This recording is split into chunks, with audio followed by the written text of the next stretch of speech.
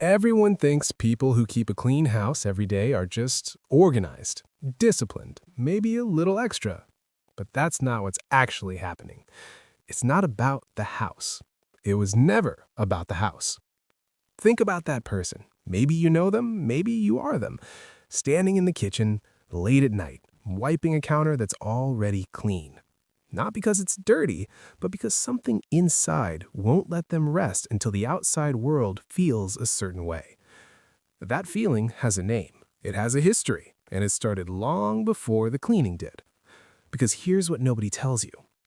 The cleanest homes are sometimes kept by the people who learned the hardest that chaos is dangerous. And once you understand that, you'll never see a clean house the same way again. Some people are born sensitive to disorder. Others had to become this way, not by choice, by necessity. Picture a child who didn't need to be told to clean their room. They just did it, quietly, without being asked. Not because they loved tidying, but because a clean room meant one less thing that could go wrong. They learned early, if the space is okay, maybe today will be okay. They memorized small things. Which drawer made noise, which chair scraped loud enough to signal that the mood in the house had already shifted. So they moved carefully, they tidied quietly. They controlled the one thing they actually could. That child wasn't being helpful. They were trying to feel safe. And the body remembers that, even decades later, even in a home that's completely their own, even when there's nothing left to be afraid of. The hands still move, the counter still gets wiped. Because somewhere deep inside, the nervous system never got the memo that things are different now. It's 7 a.m. Coffee is brewing. Everyone else is still asleep. And you're already moving. Wiping the counter, straightening the cushions, putting one thing back before you even had your first sip. Not anxious, not rushing, just unable to sit until everything is right. Most people look at this and think, they're just like that. But here's what nobody tells you. This didn't come from personality. It came from survival. When you grow up in a home where the chaos was emotional, tension, unpredictability, never knowing what mood was walking through the door, your brain finds the one thing it can control, the physical space. Psychologists call this compensatory control. When the mind can't calm the situation, it calms the environment instead. So your brain wrote an equation, early, deep, automatic. External order equals internal calm. And that equation has been running ever since. The counter isn't dirty, but your hands still move. Because your nervous system doesn't clean for cleanliness, it cleans for peace. And this is where it gets quietly deeper. You've done this before. Guest coming over, house already clean, and you still say it. Sorry for the mess. There is no mess, but you said it anyway. That's not a quirk, that's a window into something that was taught to you long before you had a choice. Somewhere along the way, you learned that your worth was connected to how your space looked. Someone important in your life, maybe they never said it directly, but the message came through. Disorder meant careless. Clutter meant lazy. A messy room said something about who you were. So you did something smart. You became your own inspector. You started checking before anyone else could. Research shows that people raised in high criticism environments develop hypervigilance around their surroundings, not because they love order, but because being caught without order once meant something that still lives in the body. The guest isn't coming to judge you. You know that. But the part of you that learned to stay ready, that part doesn't know that yet. So you apologize for a mess that only exists in an old memory. But here's where it gets interesting. You're not anxious, you're just still protecting yourself from something that already stopped happening. And this changes everything. There's a moment most people never talk about.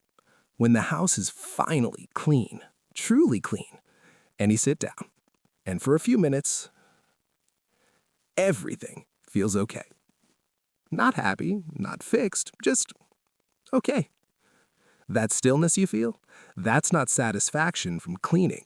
That's your nervous system finally exhaling. Because here's what's really happening. Cleaning isn't the goal.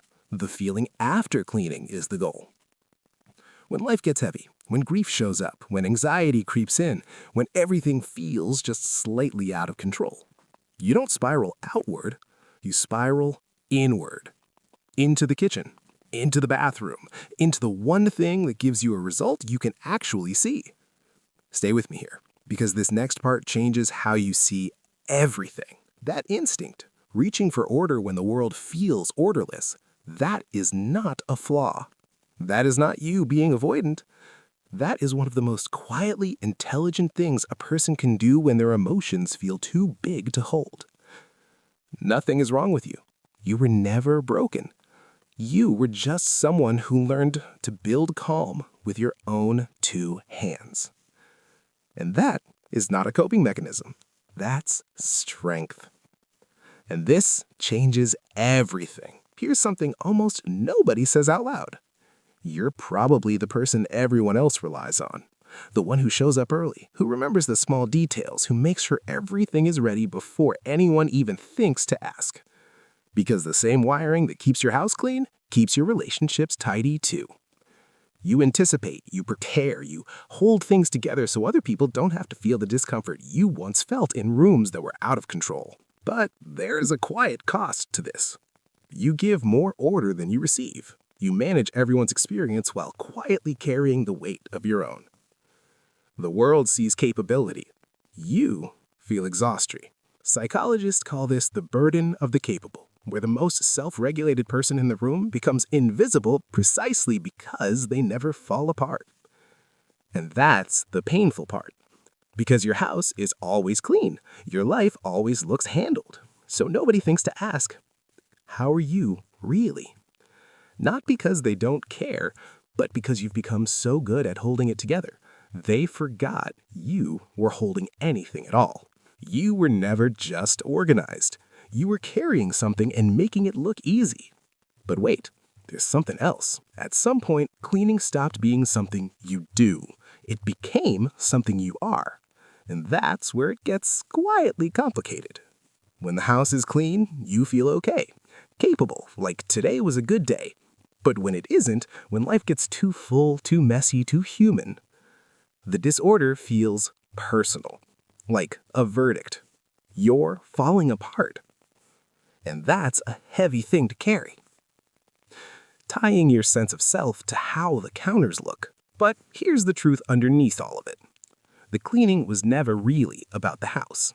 It was always about finding one place in the world where you had some say, where your hands could create what your circumstances couldn't guarantee, where you could look at something and say, I did that. That's mine. That feels safe. And that instinct, that quiet, persistent need to create order from the inside out, that didn't come from weakness. It came from a version of you that needed to survive something. And they did. You did. The real question now isn't why you clean so much. The real question is, are you ready to feel safe without needing everything to be perfect first? Because you don't have to earn calm. You never did. You came here thinking this was about cleanliness. You leave knowing it was always about feeling safe.